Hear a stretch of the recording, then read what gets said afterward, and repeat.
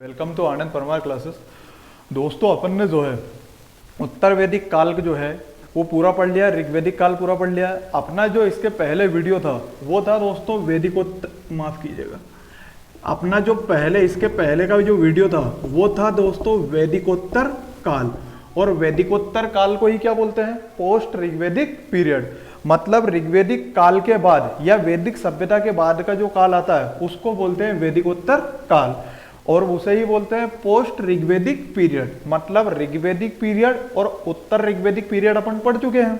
अब अपना पार्ट कौन सा आएगा? पोस्ट ऋग्वैदिक पीरियड, मतलब वैदिकोत्तर काल, मतलब वैदिक साहित्य, वैदिक सभ्यता या वैदिक काल के बाद का समय। ठीक है, ये समय जो था ऋग्वैदिक पीरियड जो था वो था 1500 BC टू 1000 BC, और उत्तर ऋग्वैदिक पीरियड जो था वो 1000 to 600 BC था। परंतु जो पोस्ट ऋग्वैदिक पीरियड रहेगा ये रहेगा दोस्तों आफ्टर 600 BC, मतलब आफ्टर 600 BC। तो 600 BC के बाद या 600 ईसा पूर्व के बाद जो समय रहेगा उसको क्या बोलते हैं? वैदिकोत्तर काल। ठीक है, तो अपन ने इसका पहला पार्ट तो अपलोड कर दिया था कल ही। अब अपना पार्ट नंबर कौन सा चलेगा? सेकंड। चलिए बात करते हैं। तो आप लोगों को यहां तक समझ में आ गया होगा कि अपना लेक्चर कौन सा चल रहा है। तो वैदिकोत्तर काल। वैदिकोत्तर काल क्या है? तो ऋग्वैदिक काल और उत्तर वैदिक काल के बाद जो समय आता है वो होता है वैदिकोत्तर काल। ठीक है, चलिए इसको स्टार्ट करते हैं। मैंने आप लोगों को कल बताया था कि उपवेद है और वेदांग है। तो वैदिकोत्तर काल में दो चीज थी, उपवेद और वेदांग। हर वेद का एक उपवेद। तो वेद कितने? 4, ऋग्वेद, यजुर्वेद, सामवेद और अथर्ववेद। तो हर वेद के 4 उपवेद है। ये मैं आप लोगों को पढ़ा चुका हूं इसके पहले लेक्चर में। आप लोगों ने नहीं पढ़ा तो पहला लेक्चर आप लोग लिंक पे से निकाल के सर्च करके आप देख लीजिएगा, है ना। उसके बाद सेकंड लेक्चर देखना, जल्दी समझ में आएगा। उसके बाद मैंने आप लोगों को वेदांग बताया था। वेदांग मतलब वेदों के अंग कितने हैं दोस्तों? 6। तो वैदिकोत्तर काल में या पोस्ट ऋग्वैदिक पीरियड में दो ही भाग होते हैं, एक उपवेद और एक वेदांग। उपवेद की संख्या कितनी है? 4, और वेदांग की संख्या कितनी है? 6। ठीक है, चलिए अब दोस्तों ये जो वैदिकोत्तर काल है इसको बहुत सारे भागों में बांटा गया है कि आया कैसे। तो साहित्यिक पक्ष में इसको क्या बोलते हैं, धार्मिक पक्ष में क्या बोलते हैं, राजनीतिक पक्ष में क्या बोलते हैं। ठीक है, तो देखिए बहुत सारे जो है विद्वानों ने बहुत सारे अपने मत दिए हैं। तो सबसे पहले मैं बोलूं दोस्तों तो इसकी बात करते हैं अपन साहित्यिक पक्ष में, है ना। साहित्यिक पक्ष में अगर मैं इसकी दोस्तों बात करूं, ठीक है, तो साहित्यिक पक्ष में इसको बोलते हैं सूत्र काल। ठीक है, क्या बोलते हैं? सूत्र काल। सूत्र काल क्यों बोलते हैं? क्योंकि इसी काल में दोस्तों बात करते हैं 4 पुरुषार्थ आ गए। कौन कौन से? धर्म, अर्थ, काम और मोक्ष। तो जो धर्म, अर्थ, काम जो थे वो उत्तर ऋग्वैदिक काल में थे या उत्तर वैदिक काल में थे, परंतु वैदिकोत्तर काल में जो था आखिरी का पुरुषार्थ, चौथे नंबर का क्या है? मोक्ष आ गया था। ठीक है, इसी में इस वैदिकोत्तर काल में चौथा आश्रम आया था। मतलब आश्रम कितने होते हैं? 4। पुरुषार्थ भी 4, धर्म, अर्थ, काम, मोक्ष। वर्ण व्यवस्था भी 4, ब्राह्मण, क्षत्रिय, वैश्य, शूद्र। वेद भी कितने? 4। ठीक है, ऋग्वेद, यजुर्वेद, सामवेद और अथर्ववेद, और उनके उपवेद भी कितने हैं? 4। ठीक है, उसके बाद में अगर बात करूं दोस्तों तो साहित्यिक पक्ष में इसको क्या बोलते हैं? सूत्रकाल। सूत्रकाल इसलिए बोलते हैं क्योंकि इसमें पुरुषार्थ आ गया था चौथा, और चौथा ही दोस्तों आश्रम आ गया था। ठीक है, तो 3 आश्रम इसके पहले के कौन से थे वो मैं आप लोगों को अभी पढ़ाऊंगा आगे, है ना।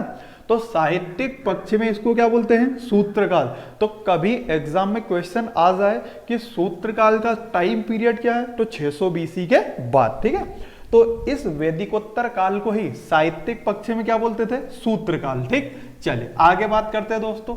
जो आर्थिक पक्ष है, अब मैं बात करता हूं आर्थिक पक्ष में, मतलब इसके इकोनॉमिकल कंडीशन की बात करूं तो आर्थिक पक्ष में इसको बोलते थे दोस्तों द्वितीय नगरीकरण। ठीक है, क्या बोलते थे? द्वितीय नगरीकरण, मतलब दोस्तों सेकेंड अर्बनाइजेशन। Second urbanisation. ठीक है, तो द्वितीय नगरीकरण कहाँ हुआ था? तो ये वैदिकोत्तर काल में हुआ था। अब आप लोगों को डाउट होगा कि पहला नगरीकरण कब हुआ था? तो पहला नगरीकरण हुआ था, वो हुआ था दोस्तों सिंधु घाटी सभ्यता में। ठीक है, सिंधु घाटी सभ्यता के जो लोग थे वो शहरों में निवास करते थे। उनके जो घर थे दोस्तों, वो जो है घर जो है वो कच्ची ईंटों से बने थे, परंतु कालीबंगा जो था वो अपवाद था। ठीक है, तो आप लोगों को पता है दोस्तों कि सिंधु घाटी सभ्यता में जो नगर थे या घर थे, वो नगर नियोजन उनका बहुत अच्छा था, शहरी लोग थे। तो पहला नगरीकरण सिंधु घाटी सभ्यता में था और दूसरा नगरीकरण कहाँ था? वैदिकोत्तर काल में। तो इसको साहित्यिक पक्ष में सूत्रकाल बोलते हैं इस काल को, आर्थिक पक्ष में द्वितीय नगरीकरण बोलते हैं। ठीक है, अब बात करते हैं, देखिए आगे अगला अगर मैं पॉइंट बात करूं दोस्तों, तो एक दो पक्ष और आते हैं। एक आएगा पक्ष कौन सा? राजनीतिक पक्ष में क्या बोलते हैं? ठीक है, तो राजनीतिक पक्ष में दोस्तों इसको बोलते थे महाजनपद काल। वेरी वेरी इंपॉर्टेंट, इसको क्या बोलते थे? महाजनपद काल। महाजनपद काल क्यों बोला? क्योंकि ऋग्वेदिक काल में राजनीतिक पक्ष की सबसे बड़ी इकाई क्या थी? जन। उत्तर वैदिक काल में राजनीतिक पक्ष की सबसे बड़ी इकाई क्या थी? जनपद। मतलब जन और जन से मिलकर क्या बनता था? जनपद। और बहुत सारे जनपद से मिलकर क्या बनता था? महाजनपद। ठीक है, तो ऋग्वेदिक काल में राजनीतिक स्थिति की सबसे बड़ी इकाई जन, उत्तर वैदिक काल में जनपद, और इस वैदिकोत्तर काल में राजनीतिक पक्ष की सबसे बड़ी इकाई क्या आ जाएगी? जन, महाजनपद काल। वैदिकोत्तर काल को ही सूत्रकाल बोला जाता है, वैदिकोत्तर काल को ही द्वितीय नगरीकरण बोला जाता है, वैदिकोत्तर काल को ही महाजनपद काल बोला जाता है। ठीक है, अब इसका एक और पक्ष की बात करते हैं। देखिए एक पक्ष कौन सा आएगा? देखिए एक और बात करते हैं। एक पक्ष दोस्तों इसका आ जाएगा, यह आ जाएगा धार्मिक पक्ष। ठीक है, धार्मिक पक्ष। और धार्मिक पक्ष की अगर बात करूं तो इसी वैदिकोत्तर काल में या सूत्र काल में बौद्ध धर्म का भी उदय हो गया था और जैन धर्म का भी उदय हो गया था। ठीक है, तो इस धार्मिक पक्ष को ही इसको बोलते हैं दोस्तों बुद्ध युग प्लस जैन युग। ठीक है, इसे क्या बोलते हैं? बुद्ध युग प्लस जैन युग। अब बुद्ध युग और जैन युग क्यों बोलते हैं और बौद्ध धर्म और जैन धर्म का उदय क्यों हुआ? देखिए थोड़ा सा इसको समझा देता हूं, है ना। पहले दोस्तों ब्राह्मण था और एक क्या था? क्षत्रिय था। ठीक है, सबसे इंपॉर्टेंट जो था, यह सबसे ऊंचे पायदान पे थे, वो कौन थे? ब्राह्मण। और उनसे निचले स्थान पर क्षत्रिय। मतलब जो पूजा पाठ करते थे, यज्ञ करते थे, कर्मकांड करते थे, वो ब्राह्मण थे, और जो युद्ध में भाग लेते थे वो कौन थे? क्षत्रिय। तो ये जो दोनों जात है दोस्तों, वर्ण व्यवस्था है, ये लगभग बराबर थी। तो इन दोनों में हमेशा लड़ाई होती रही परस्पर। ब्राह्मण बोलते थे कि हम क्षत्रिय से आगे हैं, क्षत्रिय बोलते थे कि हम ब्राह्मण से आगे। और इन दोनों की लड़ाई का फायदा उठाकर बौद्ध युग आ गया और क्या आ गया? जैन युग। मतलब दोस्तों इन दोनों की लड़ाई के बीच में लोगों यहाँ पे एक बौद्ध धर्म आ गया और एक जैन धर्म आ गया, इसलिए बौद्ध धर्म और जैन धर्म का उदय हुआ। ठीक है, और धर्म का उदय तभी होता है दोस्तों जब पुराने धर्मों में प्रतिद्वंद हो जाता है या लड़ाई हो जाती है। क्लियर है इतनी बात? चलिए बात करते हैं आगे की। ऐसा ही पुराने जमाने में दोस्तों राजाओं का था। नया राजा तभी आता था जब पुराना राजा या तो कमजोर होता था या उसकी प्रतिद्वंदी लड़ाई हो जाती थी। ठीक है, आपस में मतभेद हो जाते थे। ठीक, चलिए बात करते हैं। तो दोस्तों सबसे पहले मैंने आप लोगों को बताया कि इसको साहित्य के संदर्भ में क्या बोलते हैं? सूत्र काल। ठीक है, और सूत्र काल में दोस्तों, सूत्र काल को बोलते हैं दोस्तों, इसमें उपवेद थे और वेदांग थे। उपवेद की संख्या कितनी है? 4, और वेदांगों की संख्या कितनी है दोस्तों? 6। ठीक है, तो इसे बोलते हैं सूत्र काल। इसको इसलिए बोला क्योंकि दोस्तों इस काल में सूत्र साहित्य की क्या हो गई थी? रचना हो गई थी। ठीक है, इस काल में सूत्र साहित्य की रचना हो गई थी, इसलिए इस वैदिकोत्तर काल को क्या बोलते हैं? सूत्र काल। सूत्र साहित्य मतलब दोस्तों वेदों का संक्षिप्त वर्णन हो चुका था यहाँ पे। ठीक है, वेदों का संक्षिप्त वर्णन। ठीक है, अभी तक जो 4 वेद लिखे गए थे वो इतने डिटेल में नहीं थे, परंतु सूत्र काल में इनको वर्णन लमसम हो गया था, मतलब जो है दोस्तों संक्षिप्त वर्णन इनका हो गया था। ठीक है, तो वेदों का संक्षिप्त वर्णन कब हुआ? सूत्र काल में। और सूत्र काल को ही क्या बोलते हैं दोस्तों? सूत्र काल को ही बोलते हैं वैदिकोत्तर काल, या वैदिकोत्तर काल को ही क्या बोलते हैं? सूत्र काल। ठीक है, चल आगे बात करते हैं। अब मैं बात करूं दोस्तों आगे की, तो साहित्यिक पक्ष की अगर मैं बात करूं तो साहित्यिक पक्ष में। साहित्यिक पक्ष में इसको क्या बोलते हैं? सूत्रकाल। और सूत्रकाल में दोस्तों इसके दो भाग हैं, एक है उपवेद और एक क्या है? वेदांग। ठीक है, एक है उपवेद, एक वेदांग। उपवेद कितने? 4 और वेदांग कितने? 6। ये मैंने आप लोगों को पहले लेक्चर में पढ़ा चुका हूं, इसके पहले आप लोगों ने नहीं पढ़ा तो उसको पढ़ लेना है ना, दोबारा अपन पढ़ेंगे नहीं। चलिए आगे की बात करते हैं दोस्तों। अब अपन डायरेक्ट आते हैं आर्थिक पक्ष पे। ठीक है, तो आर्थिक, ये लिखा मैंने दोस्तों आर्थिक पक्ष में। ठीक है, तो इनका आर्थिक पक्ष था कैसा? ठीक है, इनकी वस्तु विनिमय प्रणाली कैसी थी? इनका बाजार कैसा था? ठीक है, तो आर्थिक पक्ष में अगर दोस्तों मैं बोलूं तो कुछ सिक्कों का आगमन हुआ था। ठीक है, कुछ सिक्के आए थे और उन सिक्कों को क्या कहा जाता था? तो उनको कहा जाता था दोस्तों पंचमार्क या आहत सिक्के। ठीक है, पंचमार्क या आहत सिक्के। ठीक है, उसके बाद दोस्तों पंचमार या आहत सिक्के हो तो गए थे, परंतु ये बने काय के थे? ये दोस्तों बने थे चांदी के बने हुए थे। ठीक है, तो याद रखना कि भारत में पहला सिक्का कौन सा आया? तो पंचमार्क सिक्का आया है ना। वेरी वेरी इंपॉर्टेंट प्रश्न पूछे जा चुके हैं। इसके पहले सिक्के नहीं थे क्या? बिल्कुल नहीं थे। ऋग्वेदिक काल में वस्तु विनिमय प्रणाली थी, उत्तर वैदिक काल में वस्तु विनिमय प्रणाली थी, परंतु वैदिकोत्तर काल में सिक्के आ गए थे चांदी के, और उन सिक्कों को क्या बोलते थे दोस्तों? पंचमार्क सिक्के। ठीक है, तो भारत में सबसे पहले सिक्के कौन से आए थे? पंचमार्क सिक्के आए थे। ठीक है, इन पे कुछ अंकन हुआ करता था, मतलब दोस्तों मछली का अंकन हुआ करता था, कौवे का अंकन हुआ करता था, मोर का अंकन हुआ करता था, वृक्ष का अंकन हुआ करता था। ठीक है, मतलब उनके चित्र उभारे जाते थे। ठीक है, परंतु सबसे ज्यादा अंकन किसका था? मछली का। ठीक है, तो मछली का सबसे ज्यादा अंकन किन सिक्कों पे हुआ करता था दोस्तों? पंचमार्क सिक्के। ठीक है, तो आर्थिक पक्ष में मैंने आप लोगों को पहली चीज बताई कि क्या हुआ? सिक्कों का आगमन। सिक्कों को क्या बोला जाता था? पंचमार्क सिक्के। ठीक है, तो पहला पॉइंट तो यही है आर्थिक पक्ष में। अब दूसरे पॉइंट की अगर मैं बात करूं तो दूसरा पॉइंट निकल के आता है दोस्तों नगरीकरण। ठीक है, और अभी मैंने बताया आप लोगों को नगरीकरण कौन सा था ये, तो ये था सेकंड नंबर का। ठीक है, इसके पहले का नगरीकरण क्या था? तो सिंधु घाटी सभ्यता में पहला नगरीकरण हो चुका था। ठीक है, तो नगरीकरण की बात करूं तो ये द्वितीय नगरीकरण था। ठीक है, चलो आगे की बात करते हैं। ये सब आर्थिक पक्ष में चल रहा है। ठीक है, अगला जो पॉइंट बनेगा दोस्तों इसी में बनेगा महाजनपद का उदय। ठीक है, क्यों? क्योंकि ऋग्वेदिक काल में राजनीतिक इकाई सबसे बड़ी क्या थी? जन। उत्तर वैदिक काल में जनपद, और जनपद बहुत सारे जनपदों को मिलाकर क्या बनता था? महाजनपद। ठीक है, तो महाजनपद का क्या हो जाएगा दोस्तों? यहाँ पे उदय हो जाएगा। क्लियर इतनी बात? ठीक है, चलिए आगे की बात करते हैं दोस्तों। कुछ आए थे, यहां पे बात करते हैं। अब आ जाएंगे कुछ बंदरगाह। ठीक है, ऋग्वेदिक काल और उत्तर वैदिक काल में जो दोस्तों वस्तु विनिमय प्रणाली या यातायात जो होते थे वो होते थे स्थल से, परंतु यहाँ पे जलीय आगमन भी हो जाएगा और कुछ बंदरगाह आ जाएंगे। ठीक है, बंदरगाह में दो तरीके के बंदरगाह आएंगे दोस्तों, एक पूर्वी तट के बंदरगाह और दूसरे आएंगे यहां लिख देता हूं मैं, पश्चिमी तट के बंदरगाह। ठीक है, सबसे पहले तो दिशा ही समझ लीजिए।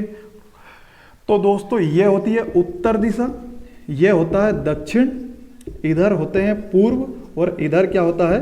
पश्चिम। ठीक है, नॉर्थ, साउथ, ईस्ट और वेस्ट। ठीक है, तो मैं आप लोगों को बंदरगाह पढ़ा रहा हूं। बंदरगाह में दोस्तों पूर्वी और पश्चिमी, तो पूर्वी जो रहेगा, ऐसा नहीं कि मैंने पूर्वी इधर लिखा तो पूर्व इधर होता है, पूर्व उधर ही होता है। ठीक है, तो ये पूर्वी होते हैं और ये कौन से होता है? पश्चिमी। ठीक है, तो पूर्वी और पश्चिमी बंदरगाह की बात करूं दोस्तों में, तो पूर्वी बंदरगाह में दोस्तों एक बंदरगाह था, उस बंदरगाह को बोलते थे ताम्रलिपि बंदरगाह। ठीक है, वो ताम्रलिपि बंदरगाह कहाँ था दोस्तों? वेस्ट बंगाल। ठीक है, पश्चिम बंगाल में। ठीक है, ताम्रलिपि बंदरगाह कहाँ था? पश्चिम बंगाल में। अब आप लोगों को लगेगा कि बंगाल तो अपने भारत में है ही नहीं। ठीक है, तो ये बात कब की हो रही है? 600 BC की, तब बंगाल अपने भारत का ही हिस्सा था। ठीक है, वो तो बाद में अलग हुआ था आजादी के बाद, ठीक। तो ताम्रलिपि बंदर कहाँ है तो दोस्तों पश्चिम बंगाल में, ठीक है। अब आप लोग पता लगेगा कि हाँ अरे पश्चिम बंगाल तो अपने भारत में ही है, ठीक है। तो दोस्तों बात करते हैं, उसके बाद भी व्यापार दूसरे देशों में भी होता था, अफगानिस्तान में भी होता था, पाकिस्तान में भी होता था। तो पाकिस्तान अपने भारत का ही हिस्सा था उस टाइम पे, ठीक है। तो बात करते हैं दोस्तों पूर्वी तट का बंदरगाह कौन सा था, ताम्रलिपि बंदरगाह। ताम्रलिपि बंदरगाह कहाँ है, पश्चिम बंगाल में, ठीक है। अब कुछ पश्चिमी तट के बात करते हैं दोस्तों। तो पश्चिमी तट का बहुत इंपॉर्टेंट बंदरगाह था भड़ोच, ठीक है। और भड़ोच दोस्तों बेरी नागा, और ये कहाँ है दोस्तों, ये था गुजरात में, ठीक है। याद रखना पश्चिमी तट का बंदरगाह कहाँ है, गुजरात में। गुजरात में क्या था दोस्तों, भड़ोच, ठीक है, बेरी नागा, ठीक है। एक पश्चिमी तट का बंदरगाह था सोपरा, ठीक है, क्या था, सोपरा। और सोपरा बंदरगाह कहाँ था, महाराष्ट्र में, ठीक है। तो इतने बंदरगाह आप लोगों को याद रखना है, ठीक है, कि एक पश्चिमी तट के बंदरगाह थे, एक पूर्वी तट के बंदरगाह था। पूर्वी तट का जो बंदरगाह था वो ताम्रलिपि बंदरगाह था, कहाँ पे था, पश्चिम बंगाल में। पश्चिमी तट के जो बंदरगाह थे दोस्तों, भड़ोच था, भड़ोच बेरीनागा कहाँ था, गुजरात में। और एक सोपरा था, सोपरा कहाँ था, महाराष्ट्र में। क्लियर इतनी बात। चलिए आगे की बात करते हैं दोस्तों। तो आगे की बात करते हैं, यहाँ पे एक और देखिए, अब बंदरगाह आ गए। तो बंदरगाह आएगा तो बहाई व्यापार आएगा, ठीक है। उत्तर वैदिक काल में जो बहाई व्यापार होता था वो अप्रत्यक्ष रूप से होता था, परंतु इस वैदिकोत्तर काल में दोस्तों जो बहाई व्यापार होगा वो कैसा होगा, वो प्रत्यक्ष होगा, ठीक है। क्लियर इतनी बात, मतलब होगा दोस्तों डायरेक्ट होगा। क्लियर इतनी बात। चलिए बात करते हैं आगे की, ठीक है। तो बाह्य व्यापार क्या होगा, प्रत्यक्ष होगा, ठीक। तो मैंने आप लोगों को साहित्यिक पक्ष पढ़ा दिया, साहित्यिक पक्ष में इसको क्या बोलते हैं, सूत्रकाल। मैंने आप लोगों को दोस्तों आगे माफ कीजिएगा, साहित्यिक पक्ष में क्या बोला, इसको सूत्रकाल, ठीक है। उसके बाद आर्थिक पक्ष में आप लोगों को बताया कि नगरीकरण मतलब द्वितीय नगरीकरण हुआ, कुछ बंदरगाह आए थे, ठीक है, और बाह्य व्यापार का प्रचलन हुआ था, ठीक है। और मुद्रा आरंभ हो गई थी। मुद्रा आरंभ में कौन से सिक्के आए थे, पंचमार्क सिक्के, ठीक है। अब बात करते हैं दोस्तों सामाजिक जीवन, ठीक है। सबसे पहला अब हेडिंग बनता है अपना सामाजिक पक्ष या सामाजिक जीवन, ठीक है। तो सामाजिक जीवन में दोस्तों सबसे पहला तो अपना वही पॉइंट बनता है स्वरूप। तो इसका स्वरूप कैसा था, पितृसत्तात्मक, ठीक है। मतलब जो महिलाओं की दशा थी वो धीरे धीरे नीचे होती जा रही थी या बिगड़ती जा रही, ठीक है। और पुरुषों की स्थिति जो है ऊपर आती जा रही थी। क्लियर इतनी बात, ठीक है। तो स्वरूप कैसा था, पितृसत्तात्मक, ठीक। अब बात करते हैं दोस्तों विभाजन कैसा था। तो विभाजन जो था वो या था दोस्तों जन्म आधारित। क्लियर इतनी बात, कैसा था, जन्म आधारित। जबकि ऋग्वैदिक काल में विभाजन कैसा था, कर्म आधारित। जो जैसा कर्म करता था वो वैसे उसकी जाति हो जाती थी, ठीक है। परंतु यहाँ पे विभाजन कैसा था, विभाजन मतलब वर्ण व्यवस्था, ठीक है। तो वर्ण व्यवस्था कैसी चल रही थी, जन्म आधारित। मतलब जन्म लेने से पहले ही लोगों के कास्ट मतलब डिसाइड हो जाते थे, ठीक है। जैसा आज के वर्तमान स्वरूप में अपना चलता है वो विभाजन कैसा है दोस्तों, जन्म आधारित, ठीक है। हिंदू मुस्लिम सिख ईसाई में अपने को बांट दिया गया है, ठीक है। जबकि है कोई विशेष जाति नहीं है, ठीक है, अपन सब मानव है, परंतु अब अपने को जन्म आधारित विभाजन में बांट दिया गया है, ठीक है। चलिए तीसरा पॉइंट अपना बनता है दोस्तों महिला दशा, ठीक है। तो महिला दशा जो थी वो महिला दशा खराब होती चली गई थी, ठीक है। तो महिला दशा कैसी थी, खराब थी, ठीक है। क्यों, क्योंकि समाज कैसा था, पितृसत्तात्मक, ठीक है। चलिए आगे बात करते हैं, फिर बोलते हैं अपन खान पान। तो खान पान कैसा था दोस्तों, तो खान पान था आज के जैसा, मतलब वेज प्लस नॉन वेज, ठीक है। पांचवा पॉइंट बनता है अपना दास प्रथा। दास प्रथा थी कि नहीं थी, बिल्कुल थी। दास प्रथा मतलब नौकर चाकर सेवा के लिए, ठीक है। छठा पॉइंट जो बनता है दोस्तों वो बनता है, एक नया आया था अस्पृश्यता, ठीक है। अरे माफ कीजिएगा, यह आता अस्पृश्यता, ठीक है। अस्पृश्यता का मतलब होता है दोस्तों छुआ छूत, ठीक है। अस्पृश्यता का मतलब क्या है, छुआ छूत। तो ये तो सभी में कॉमन था, चाहे ऋग्वेदिक की बात करूं, चाहे उत्तर वैदिक की बात करूं, चाहे वैदिकोत्तर की बात करूं। स्वरूप, विभाजन, महिला दशा, खान पान और दास प्रथा। परंतु यहाँ पे एक नई चीज निकल के आई थी, उत्तर वैदिक काल में भी एक नई चीज निकल के आई थी, बहिर्गोत्री विवाह। इस वैदिकोत्तर काल में भी एक नई चीज निकल के आई, कौन सी, अस्पृश्यता। और अस्पृश्यता मतलब छुआ छूत। उस अस्पृश्यता में एक जाति थी, उस जाति को बोलते थे दोस्तों चांडाल। ठीक है, तो छुआछूत वाली जाति कौन सी थी? चांडाल जाति थी। ठीक है, ऐसा बोलते थे कि दोस्तों चांडाल जो जाति थी उसको एकदम नीचे, मतलब ब्राह्मण, क्षत्रिय, वैश्य, शूद्र में, ठीक है, तो शूद्र में चांडाल जाति को रखते थे, उसको बिरादरी में नहीं बिठाते थे। ठीक है, चलिए आगे ये क्लियर हुआ। विभाजन, स्वरूप, विभाजन, महिला दशा, खानपान, दास प्रथा और अस्पृश्यता। ठीक है, अस्पृश्यता की आप थोड़ा सा आगे बात करते हैं दोस्तों, देखिए बात करते हैं आगे। इस अस्पृश्यता में दोस्तों कुछ विवाह होने लग गए थे, अनुलोम विवाह और प्रतिलोम विवाह। ठीक है, देखिए बात करते हैं। एक हुआ था अनुलोम विवाह और एक होता, इसको माफ कीजिए इधर लिख लेते हैं। कुछ विवाह होते थे और विवाह दो तरीके के होते हैं। एक दोस्तों होता था अनुलोम विवाह और दूसरा होता था प्रतिलोम विवाह। ठीक है, अनुलोम विवाह और प्रतिलोम विवाह क्या होता था?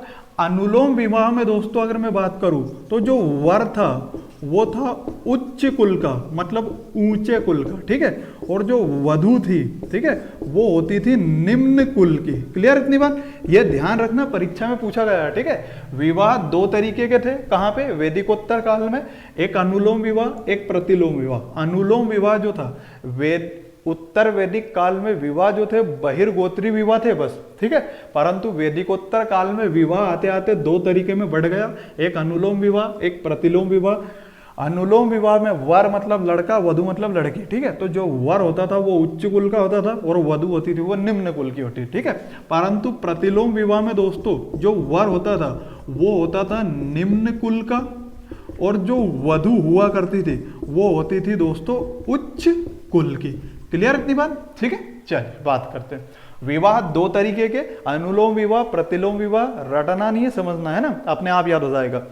अनुलोम विवाह में वर जो था उच्च कुल का, वधु थी निम्न कुल की। ठीक है, प्रतिलोम विवाह में वर निम्न कुल का और वर, माफ कीजिएगा, वर जो है निम्न कुल का और वधु उच्च कुल की। क्लियर इतनी बात? चलिए आगे बात करते हैं दोस्तों। तो ये हो गया अपना सामाजिक पक्ष, अपन ने पढ़ लिया। उसके बाद साहित्यिक पक्ष अपन ने पढ़ लिया। उसके बाद बात करते हैं सामाजिक पक्ष। और अब जो आता है अपना दोस्तों वो आगे आता है धार्मिक पक्ष। ठीक है, सबसे इंपॉर्टेंट कौन सा आता है दोस्तों? धार्मिक पक्ष। मैंने आप लोगों को साहित्यिक पक्ष पढ़ा दिया, आर्थिक पक्ष पढ़ा दिया, राजनीतिक पक्ष पढ़ा दिया। साहित्यिक पक्ष में क्या आया? सूत्रकाल। सूत्रकाल क्यों आया? क्योंकि दोस्तों सूत्र साहित्य की रचना, मतलब वेदों का संक्षिप्त वर्णन हुआ था। ठीक है, उसके बाद सूत्रकाल में दो चीजें आई थी, वेदांग और उपवेद। वेदांगों की संख्या कितनी है? 6। उपवेद कितने हैं? 4। ठीक है, उसके बाद सामाजिक पक्ष आप लोगों को अभी पढ़ाया मैंने, स्वरूप वगैरह, स्वरूप, विभाजन, ठीक है, महिला दशा, खानपान, सब दास प्रथा और सबसे बड़ी इंपॉर्टेंट बात अस्पृश्यता, एक चांडाल जाति आ गई थी। ठीक है, राजनीतिक पक्ष में दोस्तों क्या करते हैं? राजनीतिक पक्ष में द्वितीय नगरीकरण हुआ था या महाजनपद काल आया था। ठीक है, चलिए उसके बाद बंदरगाह थे पूर्वी तट और पश्चिमी तट के। पूर्वी तट का जो बंदरगाह था वो पूर्वी तट का बंदरगाह था ताम्रलिपि बंदरगाह। कहाँ था? वेस्ट बंगाल में। ठीक है, और पश्चिमी तट का बंदरगाह कहाँ था? पश्चिमी तट का बंदरगाह था दोस्तों दो तरीके से, गुजरात में था, एक महाराष्ट्र में था। गुजरात में जो था वो भड़ोल बेरीनागा था और उसके बाद महाराष्ट्र में कौन सा था? सोपरा। ठीक है, अब धार्मिक पक्ष की बात करें दोस्तों तो धार्मिक पक्ष में देखिए बात करते हैं। सबसे पहला हेडिंग डलेगा अपना, अब आखिरी देखिए धार्मिक पक्ष। और धार्मिक पक्ष में सबसे पहले बात करते हैं अपन दोस्तों पुरुषार्थ। ठीक है, पुरुषार्थ का मतलब पुरुष धन अर्थ, मतलब पुरुष का अर्थ क्या है। ठीक है, तो दोस्तों सबसे पहले इसको दो भागों में बांट देता हूं मैं, एक उत्तर वैदिक काल का और एक था वैदिकोत्तर काल का। ठीक है, पुरुषार्थ की संख्या कितनी है? 4। ठीक है, धार्मिक पक्ष की बात करूं तो पुरुषार्थ आए थे। पुरुषार्थ कितने हैं? 4। उत्तर वैदिक काल में दोस्तों धर्म था, अर्थ था और काम था, परंतु जो चौथा था वो था मोक्ष। ठीक है, और मोक्ष जो आया था वो कब आया था? वैदिकोत्तर काल में। ठीक है, तो याद रखना है कि चार पुरुषार्थ में धर्म, अर्थ और काम ये उत्तर वैदिक काल में थे, परंतु वैदिकोत्तर काल में चौथा आया था। वो कौन सा आया था दोस्तों? मोक्ष आया था। क्लियर इतनी बात? चलिए, तो धार्मिक पक्ष में पहला पॉइंट क्या बनेगा? पुरुषार्थ। दूसरा पॉइंट धार्मिक पक्ष में क्या बनेगा? देखिए बात करते हैं। दूसरा बनेगा दोस्तों आश्रम। ठीक है, क्या बनेगा? आश्रम। आश्रम को भी दो तरीके से बांट दो, एक होते थे उत्तर वैदिक काल के और दूसरे होते थे वैदिकोत्तर काल के। ठीक है, आश्रम की संख्या भी कितनी है? 4। पुरुषार्थ भी कितने हैं? 4। वर्ण व्यवस्था भी कितनी है? 4। उपवेद भी कितने हैं? 4। बस वेदांग 6 है, याद रखना है ना। चलिए, उत्तर वैदिक काल में 3 आश्रम थे दोस्तों, ब्रह्मचर्य आश्रम, गृहस्थ आश्रम,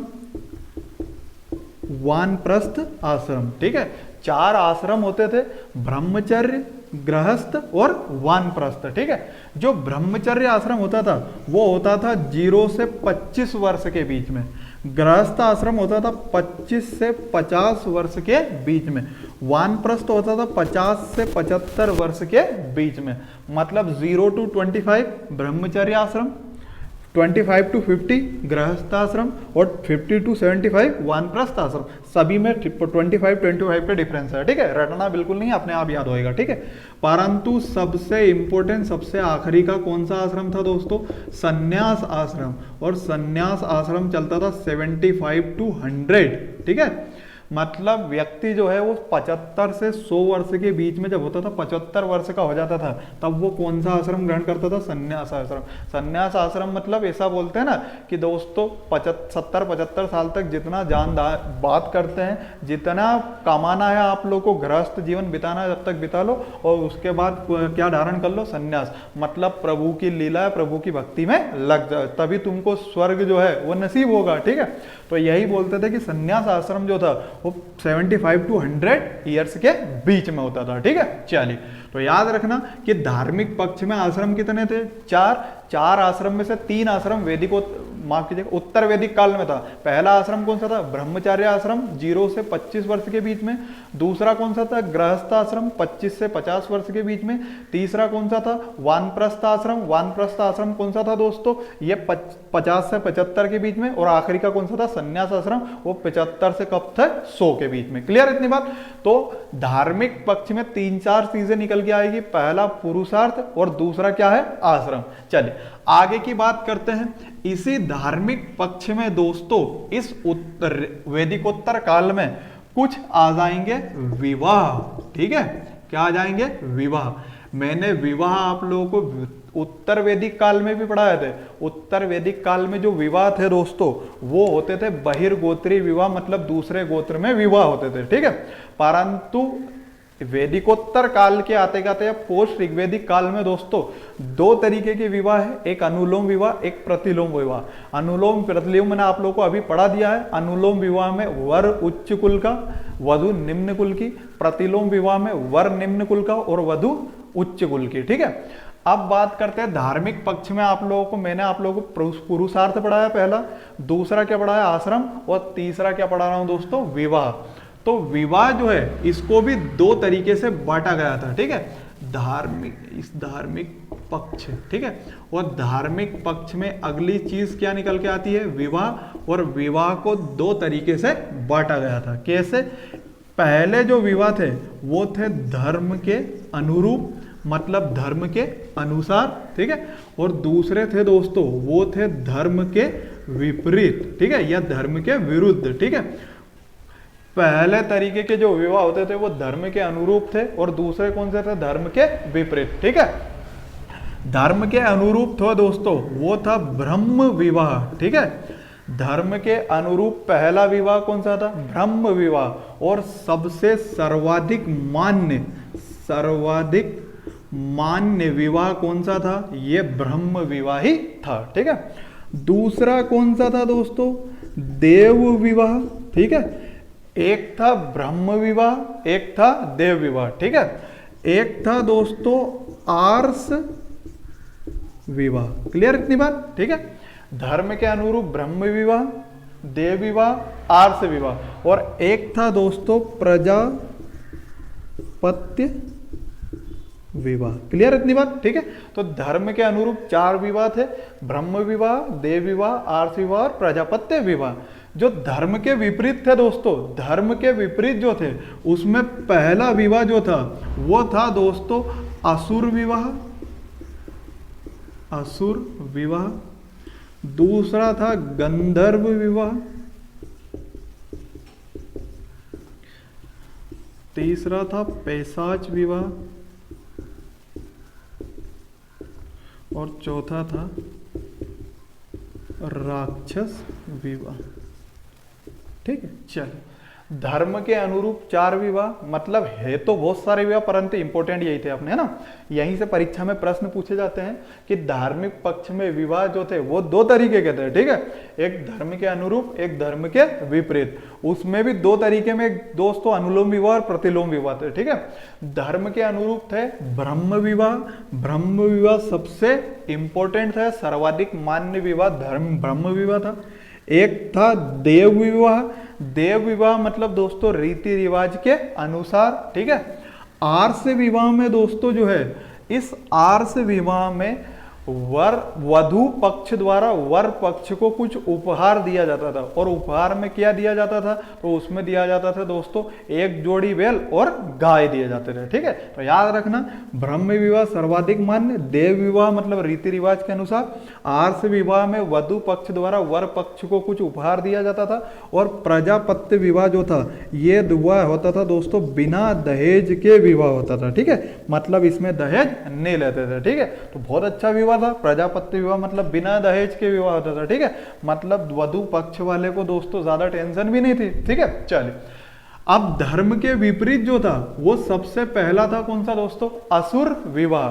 दूसरा था गंधर्व विवाह, तीसरा पैशाच विवाह, और चौथा कौन सा था, राक्षस विवाह। ठीक है। असुर विवाह जो था, असुर विवाह में दोस्तों कन्या को खरीदते थे, मतलब वधु पक्ष से कन्या को खरीदा जाता था वर पक्ष के द्वारा। अभी भी वर्तमान स्वरूप में बहुत सारे धर्मों में ऐसा होता है दोस्तों कि वहां पे असुर विवाह होते थे।